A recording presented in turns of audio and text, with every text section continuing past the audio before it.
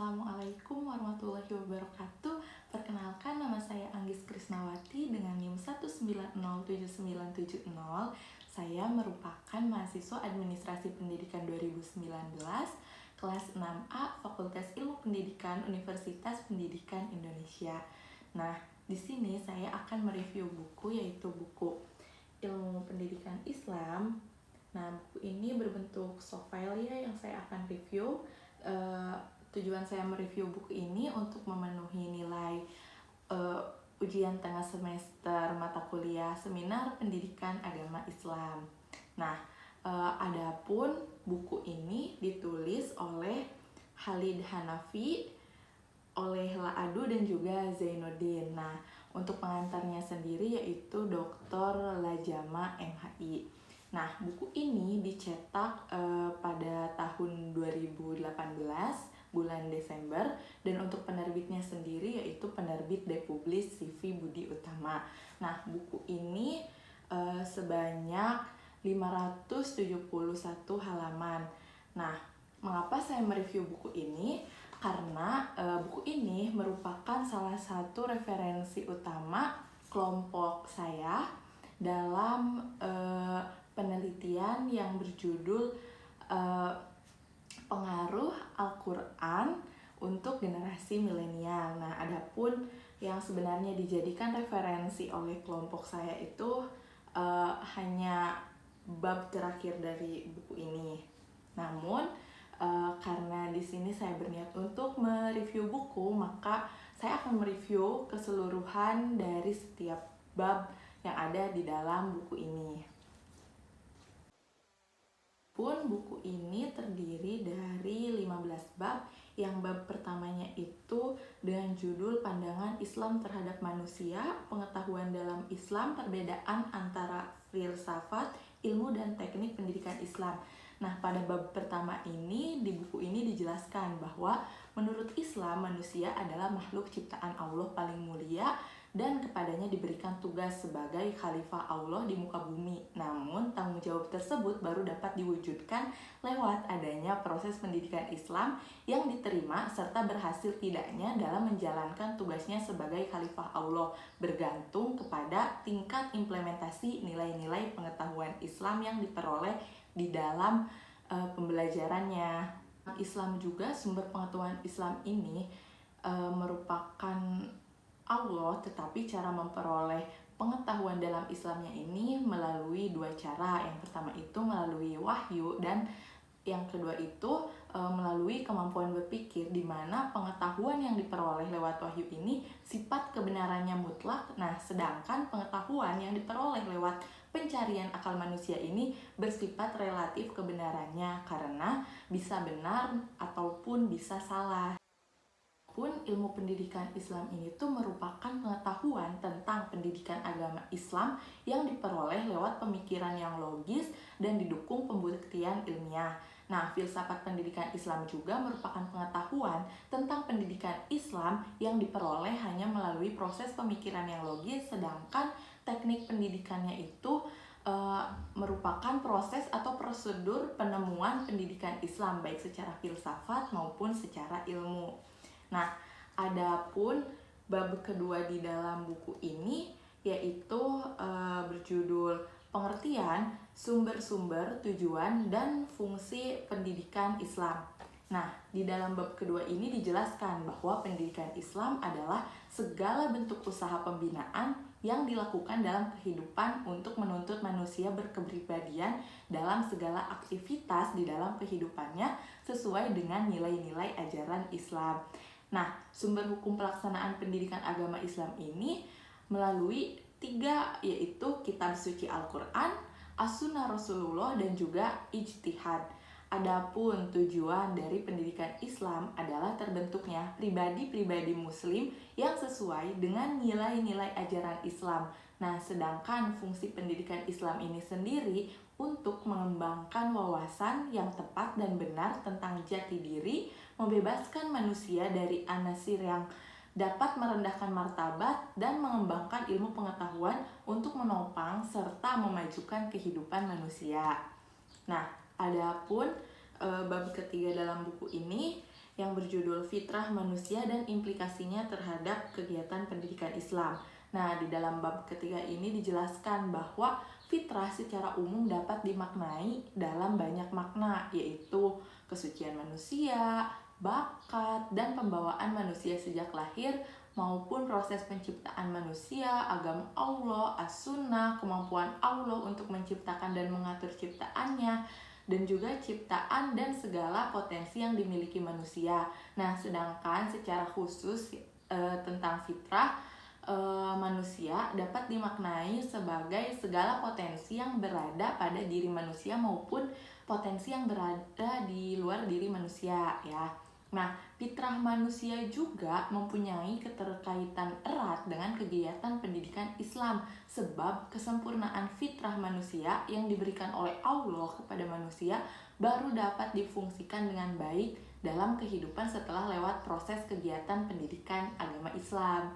Nah, adapun bab keempat di dalam buku ini berjudul Kedudukan, Objek, dan Hubungan Ilmu Pendidikan Islam dengan ilmu lainnya.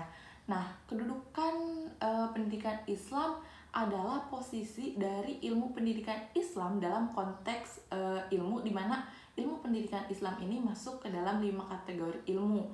Yang pertama, ilmu yang bersifat praktis, lalu ilmu kemasyarakatan, ilmu pengetahuan yang disampaikan, ilmu pengetahuan dalam kadar terpuji, dan ilmu pengetahuan yang hukum mempelajarinya mubah.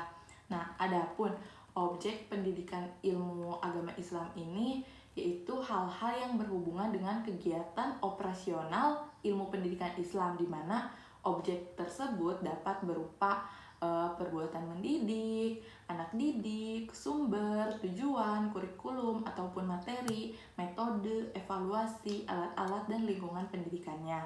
Nah, ilmu pendidikan Islam ini tuh mempunyai hubungan yang erat dengan ilmu-ilmu lain, sebab penerapan ilmu pendidikan Islam dalam wujud kegiatan pendidikan Islam tidak dapat berjalan dengan baik dan lancar tanpa adanya topangan dari ilmu lain, di mana ilmu lain itu merupakan ilmu pengetahuan agama Islam, ilmu watak, ilmu umum, ilmu jiwa agama, ataupun ilmu jiwa perkembangan, ilmu jiwa sosial, sosiologi, sejarah pendidikan Islam, dan filsafat pendidikan Islam.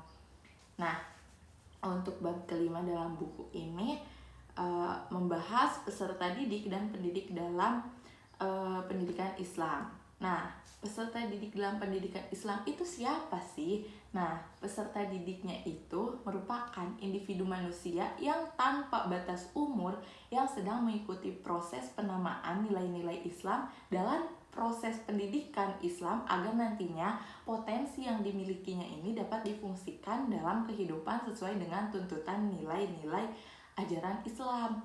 Nah, maupun pendidiknya itu merupakan setiap manusia yang telah dewasa, yang telah memahami dan mengimplementasikan konsep-konsep kehidupan dan nilai-nilai ajaran Islam, serta melaksanakan proses pembinaan kepada peserta didik agar mereka mampu menerapkan nilai-nilai tersebut di dalam kehidupan mereka. Nah, adapun bab ke-6 di dalam buku ini menjelaskan bahwa metode pendidikan Islam ini tuh merupakan segala bentuk upaya atau jalan yang ditempuh pendidik dalam upaya penanaman ajaran Islam terhadap peserta didiknya lewat proses kegiatan pendidikan Islam, sehingga peserta didiknya ini yang berkepribadian muslim berupa dapat menerapkannya dalam kehidupan sehari-hari dan hidup sesuai dengan ajaran Islam, seperti itu. Nah, adapun bab selanjutnya yaitu bab ke-7 membahas mengenai media pengajaran, sarana dan prasarana, serta dana dalam proses pendidikan Islam. Nah, media pengajaran pendidikan Islam ini tuh merupakan segala perbuatan, keadaan, ataupun benda yang dengan sengaja diadakan di dalam proses pembelajaran mengajar pada lingkungan pelaksanaan pendidikan Islam. Nah, adapun sarana dan prasarananya merupakan berbagai peralatan yang secara langsung digunakan dalam proses pembelajarannya. Nah, yang terakhir ini mengenai dana dalam proses pendidikan Islam ini tuh ya merupakan uang yang disediakan ataupun dipergunakan untuk kebutuhan pengelolaan pendidikan Islam. Nah, berikutnya bab 8 membahas mengenai kurikulum dan evaluasi dalam pendidikan Islam. Nah, kurikulum dalam pendidikan Islam ini tuh merupakan alat yang menjadi acuan penilaian dalam proses berlangsungnya kegiatan pendidikan Islam.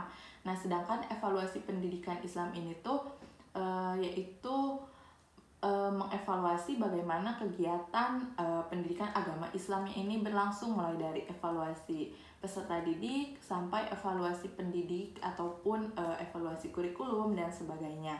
Nah, bab 9 membahas periodisasi pendidikan Islam. Nah, di mana pada bab ini dijelaskan periode pendidikan Islam ini dimulai dari fase pemilihan jodoh, masa perkawinan, kehamilan, fase bayi, fase kanak-kanak, fase anak-anak, fase anak remaja hingga fase masa dewasa. Nah, yang berikutnya yaitu lembaga-lembaga pendidikan Islam. Nah, lembaga pendidikan Islam ataupun tempat atau organisasi yang bertanggung jawab terhadap terselenggaranya kegiatan pendidikan Islam bagi anak, di mana yang secara umum lembaga pendidikan Islam ini tuh yang bersifat formal, informal maupun non formal. Nah, bab berikutnya pada bab 11 di dalam buku ini menjelaskan bahwa sistem pengelolaan pendidikan Islam pada lembaga pendidikan pesantren di Indonesia. Nah, di dalam bab ini dijelaskan bahwa pesantren merupakan lembaga pendidikan Islam yang dilaksanakan di bawah kepemimpinan seorang kiai atau beberapa kiai, di mana santrinya diasramakan. Pengajarannya juga dalam bentuk madrasah ataupun pengajian dengan tujuan pendidikannya adalah penyebaran dan pembinaan ajaran Islam. Nah, pada bab berikutnya, bab 12 dijelaskan bahwa posisi strategis pendidikan Islam dalam Undang-Undang Nomor 20 Tahun 2003 tentang Sistem Pendidikan Nasional. Nah, di dalam bab ini dijelaskan bahwa keutamaan mempelajari pendidikan agama Islam sesuai dengan Undang-Undang Nomor 20 Tahun 2003 tentang Sistem Pendidikan Nasional. Nah, berikutnya bab selanjutnya membahas sejarah historis perkembangan madrasah di Indonesia sebagai lembaga pendidikan Islam. Nah, di dalam bab ini dijelaskan bahwa mengenai madrasah mulai dari latar belakang madrasah, perkembangan madrasah di Indonesia, dan berbagai upaya pengembangan madrasah di Indonesia. Nah, di dalam bab ini juga dijelaskan bahwa madrasah ini tuh merupakan lembaga pendidikan Islam formal yang didirikan dengan sistem pendidikannya itu berlangsung menggunakan sistem kelas seperti sekolah dasar. Nah, adapun bab selanjutnya mengenai Majlis Taklim sebagai lembaga pendidikan Islam non formal di Indonesia. Nah, di dalam bab ini dijelaskan bahwa Majlis Taklim ini merupakan lembaga pendidikan non formal Islam yang diselenggarakan dalam lingkungan masyarakat dengan tujuan membina masyarakat yang menjadi pesertanya bertakwa kepada Allah Subhanahu wa taala. Nah, yang terakhir ini merupakan bab yang menjadi referensi utama kelompok kami dalam melaksanakan penelitian. Adapun judul dari bab yang terakhir ini yaitu problematika pembelajaran membaca Al-Quran dan peran TPQ sebagai lembaga pendidikan Islam non formal.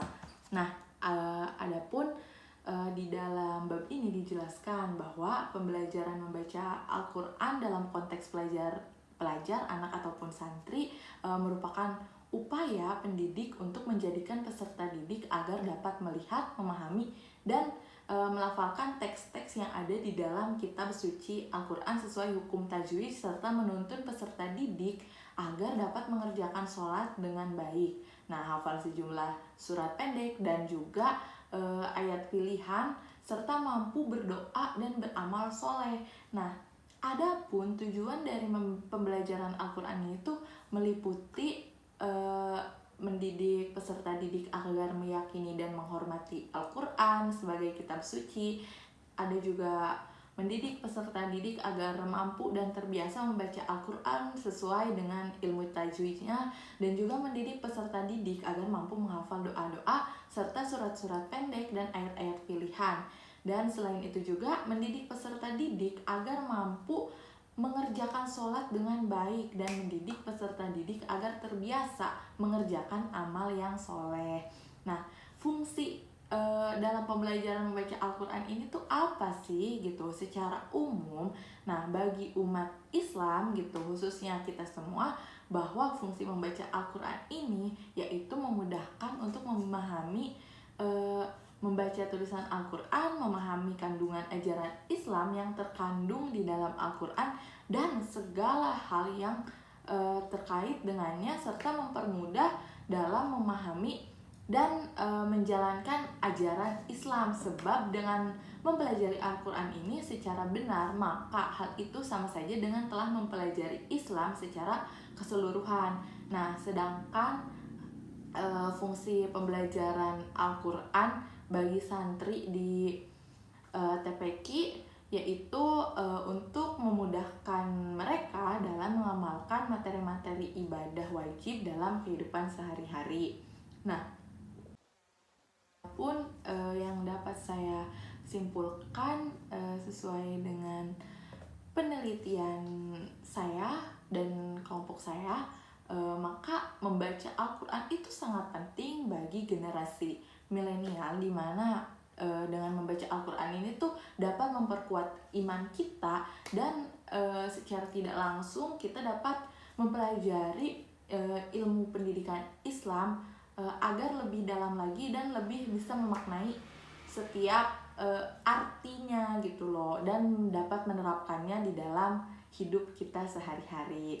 Nah, baik, mungkin cukup sekian review buku dari saya. Mohon maaf apabila masih ada kekurangan. Wabillahi taufiq wal hidayah. Wassalamualaikum warahmatullahi wabarakatuh.